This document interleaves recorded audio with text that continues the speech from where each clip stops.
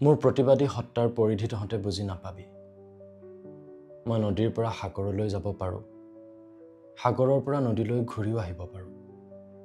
মাথো মোৰ ৰং সলনি হ'ব, পানীৰ সোৱাদ সলনি হ'ব। পাৰে পাৰে এৰি থৈ যাম অকল বালি, বালি আৰু বালি। বালি বৰ হিংস্ৰ, ঠাণ্ডাত শুকাই নিব তোৰ তেজ, গৰমত উখহাই দিব তোৰ দুভৰি।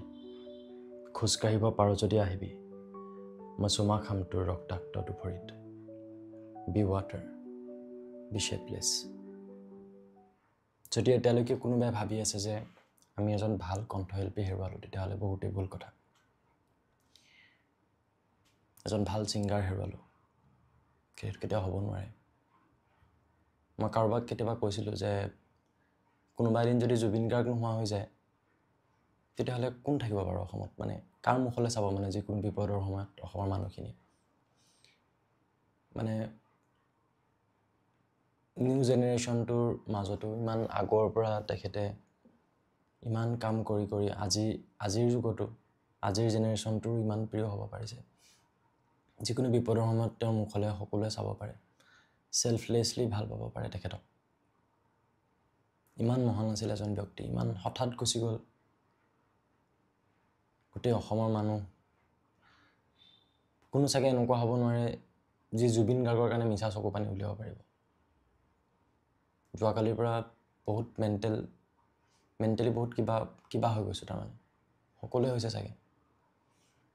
আৰু মই যিটো ভাবি আছিলোঁ সেইটো সকলোৰে মানে ভিডিঅ'বিলাকতো দেখি পাইছোঁ যে মিছা বুলি কৈ দিয়ক কোনোবাই। মই যেতিয়া খবৰটো পাইছিলোঁ মোৰ মনলৈ এইটোৱে আহিছিল যে ফেক নিউজ এটা কোনোবাই বিয়পাই আছে, সেইটো মিছা বুলি কৈ দিয়ক। নাই, মানে সঁচাই হৈ গ'ল। ৰাতি সপোনত এনেকুৱা কিবা কিবি আচৰিত সপোন দেখিছোঁ। তেখেতৰ কাৰণে চব ৰৈ আছে। তেখেত আহিছে অন্তিম সৎকাৰৰ বাবে। তেখেতৰ পত্নী গৰিমা গাৰ্গ ৰৈ আছে। হঠাৎ তেখেতে নিজে নামিছে কান্ধৰ পৰা আৰু চিতাৰ কাষত বহিছে তেখেত। আৰু বহি আচৰিত ধৰণৰ সপোন তাৰমানে। তেখেতক অন্তিম সৎকাৰ কৰিবলৈ লৈ অহা হৈছে। তেখেতে কান্ধৰ পৰা নামি চিতাৰ কাষত তেওঁ নিজে বহিছে জীৱন্ত অৱস্থাত। তাৰপিছত সকলোৱে সুধিছে যে কি হ'ল আপোনাৰ? তেখেতে আকৌ বুজাইছে। সেই একেই সাহস তেতিয়াও। ইমান সাহসী আছিল, ইমান পজিটিভ আছিল, ইমান ভাল আছিল, ইমান ভাল মানুহ, মানে ক'বলৈ ভাষা নাই। গতিকে আমি বৰ ডাঙৰ কিবা এটা হেৰুৱালোঁ। যেনেকৈ ৰংঘৰ কাৰেংঘৰৰ ঐতিহ্য আছে, তেনেকৈ চাগে জুবিন গাৰ্গৰো ঐতিহ্য আছিল। ঐতিহ্য তুলনা নহয়, মানে মানুহৰ লগততো তুলনাই নহয়, কোনো মানুহৰ লগত তুলনা নহয় আচলতে। ইমান সৰু এটা শিশুৰ পৰা একদম ডেকাৰ পৰা একদম বুঢ়া বয়সলৈকে এজন মানুহক কেনেকৈ ভাল পাব পাৰে?